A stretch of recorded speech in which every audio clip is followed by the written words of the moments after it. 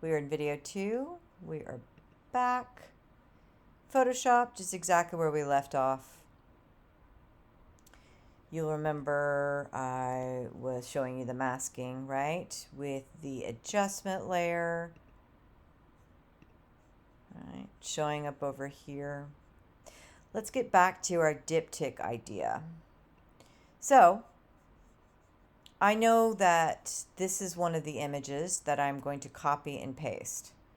We have already changed the image size under image size, right? You see that here. I'm going to hit OK. I am going to go up to the top and hit select all or use Command A. We get those marching ants.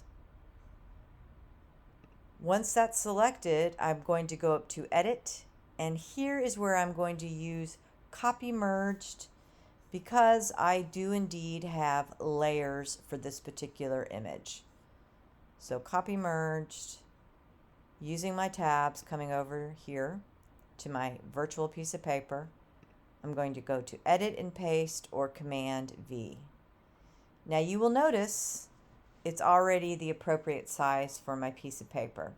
What I had showed you in class was using the transform tool, Command T, grabbing one of the corners and scaling it down to size.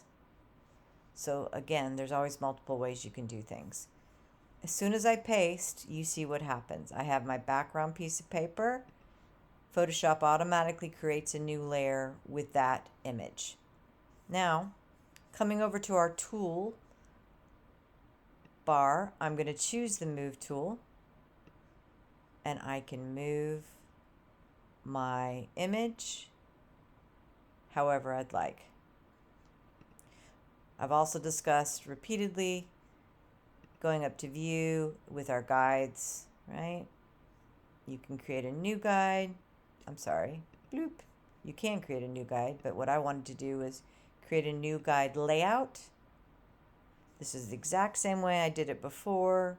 Again, with a diptych, it's pretty simple. It automatically is creating the middle point for my image.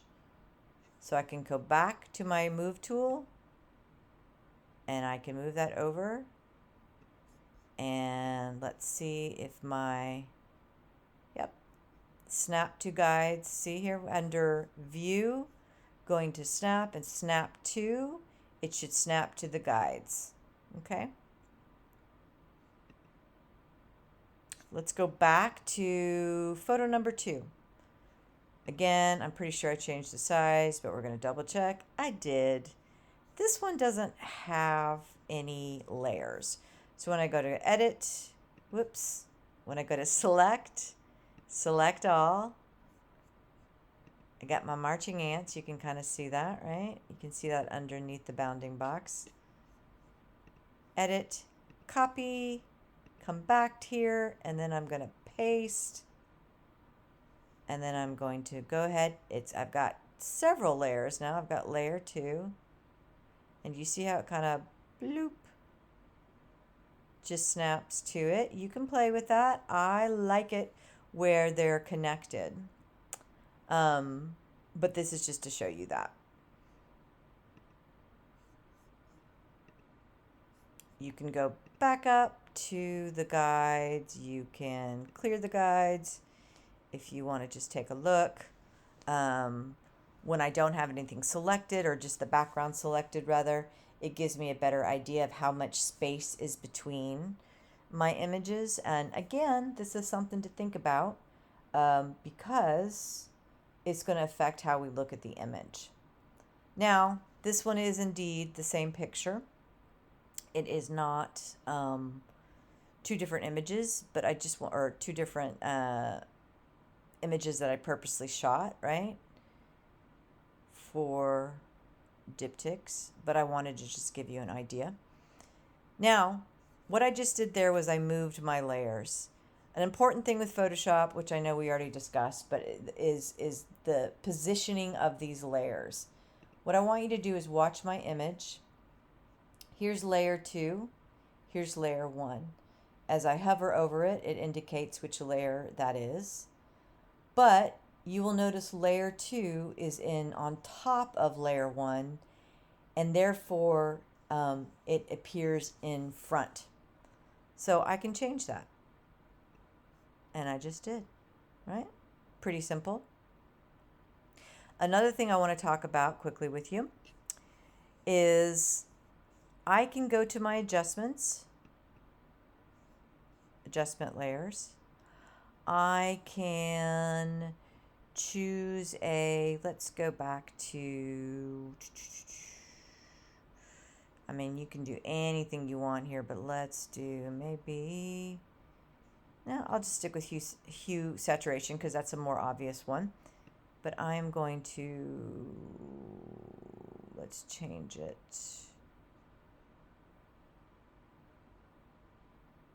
A little bit.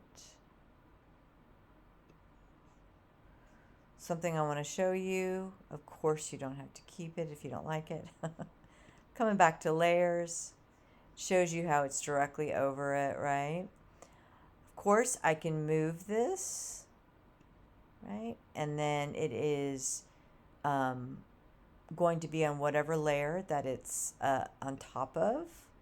It's not doing much for the black and white. Same thing here, just a reminder, if I come over here and do my, over here to the color picker and do X, brings black to the forefront. I select my brush tool, I change the size. You can keep opacity and flow at 100%. Obviously, you can play with that if you'd like. But again, I have this piece of paper selected, right? And I can paint on that a little bit to change it. Kind of gives an interesting effect here. Something to play with. Another thing to quickly talk about when we're looking over here at the layers panel. When I have a layer selected, you can look over here at opacity and I can change the opacity. You see what happens when I do that? It's pretty obvious what happens with opacity. That's something to play with too. Now, here are types of ways that the layers are interacting. Now, they all do pretty different things, and I would say you can, literally all you have to do is just select them and it'll show you, right? Some of the more interesting things. Difference is pretty cool. Exclusion, some of them are disappearing because of what they're doing. Luminosity, that basically just turns it to black and white. But something to play with too. I know I say that all the time, but right? Kind of works with if you're doing your layers the way I just did where they're overlapping. So, oh, I didn't mean to do that. I just did a black dot, so I'm going to do Command Z to stop that. Now, even me, who does this all the time, you will notice that I was just thinking about moving one of the layers and my brush tool selected. So it created a dot on one of my images or one of the parts of the image. I just have to remember to come back over here to my move tool. Pretty simple, right? Whoops.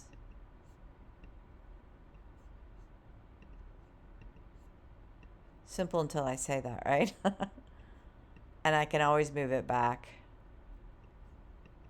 to how I had it. I can always go back up to my guides, right?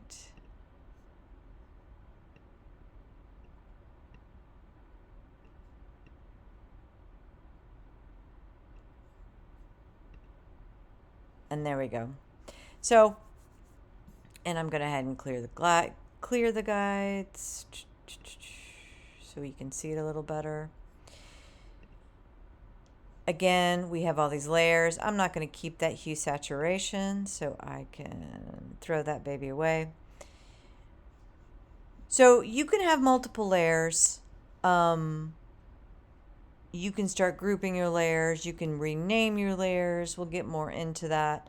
But that is really one of the beautiful things of Photoshop, the ability to have so many layers and manipulate different things. One thing I do want to show you is, for example, you worked on something and you knew you just needed it to be a smaller file, and you needed to create a JPEG, a smaller file, etc. If you're done, you can either A, save it as a Photoshop file and then do this, or if you know you're not going to utilize the layers anymore, you can go up to Layer and come down to Flatten Image, and that flattens over here. If you notice in the layer section, it flattens everything, and that just helps to create a smaller file. I don't want to do that at this point, so I will go back a step. So until you save it, you can go back like that. And that should be it for video 2.